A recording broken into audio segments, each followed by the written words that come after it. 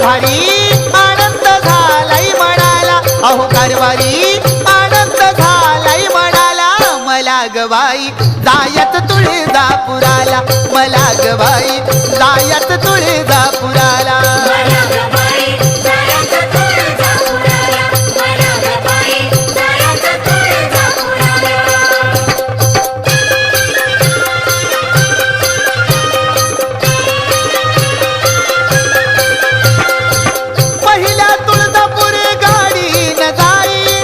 प्रथम कल्लुळात बाई मी नाही ना,